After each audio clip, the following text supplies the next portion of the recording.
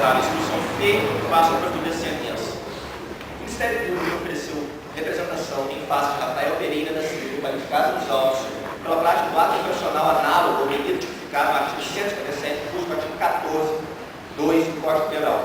Pois, no dia 23 de maio de 2010, por volta das 21 horas, no Teatro Escola de Niterói, o representado livre e conscientemente subiu para si o telefone celular de marca Sisifox, propriedade de Vera Lúcia Oliveira Albuquerque, Brasil de Castro Alves. Teve inclusive desferido um soco na vítima, com o intuito de extrair o aparelho. Consta da representação ainda, quadro fracional não se consumou, por circunstâncias alheias de sua vontade, pois foi flagrado prendendo fuga, ocasião que foi apreendido. A representação foi recebida. Consta dos autos relatórios de estudo social do caso, bem como foi colhida prova oral coletiva do adolescente, de sua mãe, da vítima, de uma testemunha, da policial militar, do policial militar do corpo, perdão. É o relatório.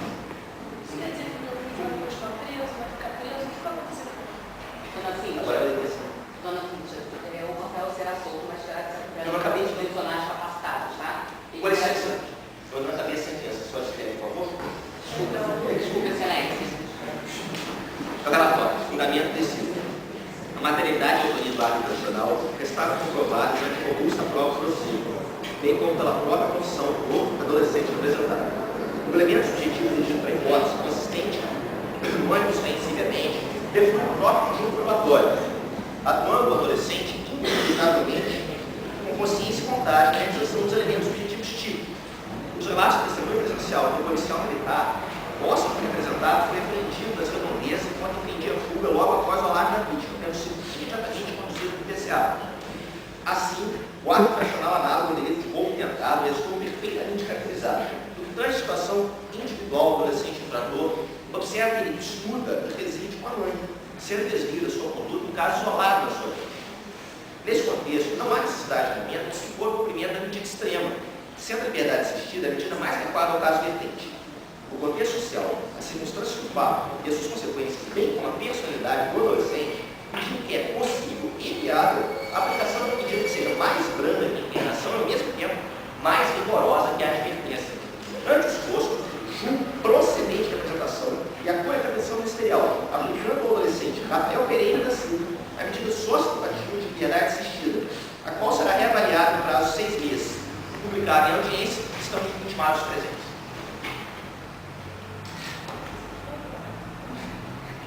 Seu filho está em liberdade, tá? Mas deve ser acompanhado por profissionais capacitados e deverão comparecer à unidade para prestar o desenvolvimento escolar, as atividades extracurriculares que são desenvolvidas pelo seu filho, para que, através de relatórios profissionais, possam informar sempre ao utilizado como o menor Rafael está se comportando durante o cumprimento da medida. Tá bom? Está encerrados os trabalhos, os presentes estão dispensados. Obrigado a todos.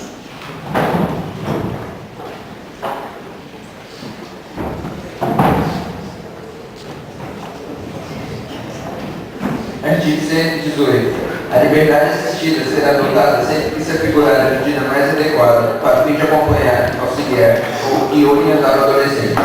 Parágrafo 1º. A autoridade designará a pessoa capacitada para acompanhar o caso, a qual poderá ser encomendada por entidade ou programa de atendimento.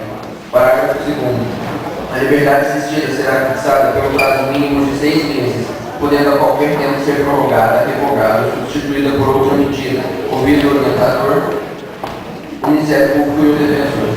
Artigo 119. Inclui o orientador com apoio e supervisão da autoridade competente a realização dos fins e encargos, entre outros. Primeiro, promover socialmente o adolescente e sua família, fornecendo-lhes orientação e inserindo, se necessário, em programa oficial ou comunitário de auxílio e assistência social.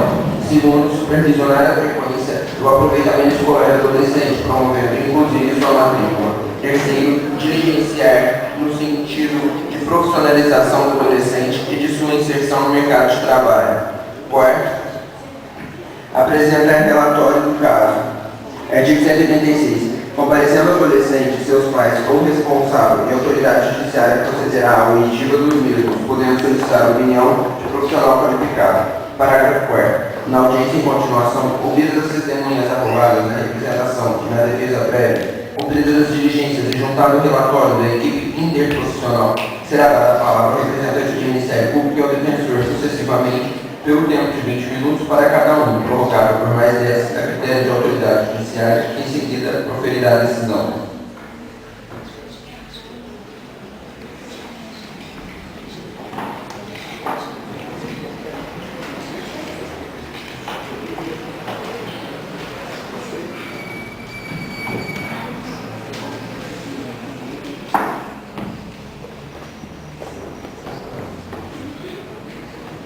Próximo caso.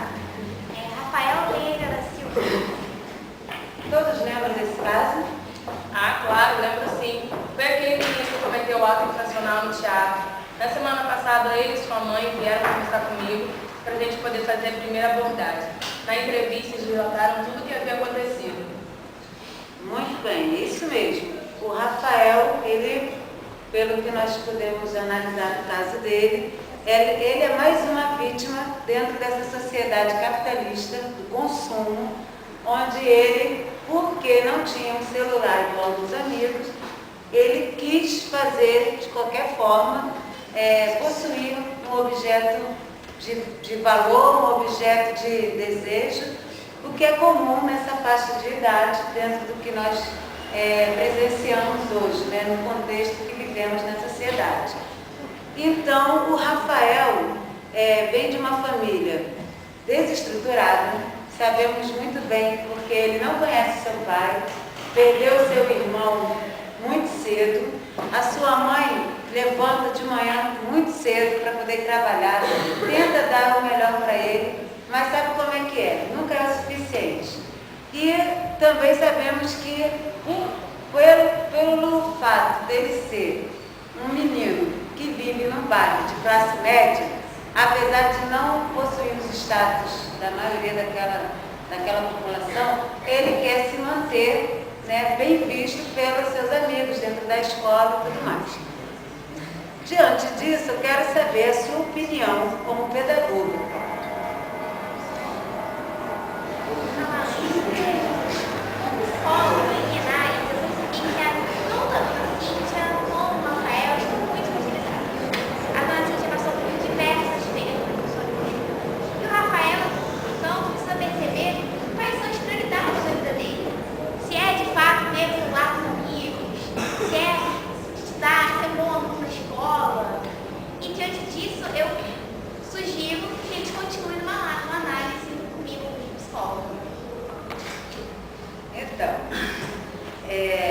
Eu acho também que ele precisa passar por uma psicanálise junto com a sua mãe, mas também nós temos que ouvir a opinião da pedagoga Cristina. Bem, após todo o processo da avaliação pedagógica, eu marquei uma reunião com a orientadora da escola e ela me relatou que o Rafael possui um bom histórico escolar, só que após o ato infracional houve um decréscimo. Mas segundo ela, isso já está melhorando e as notas voltaram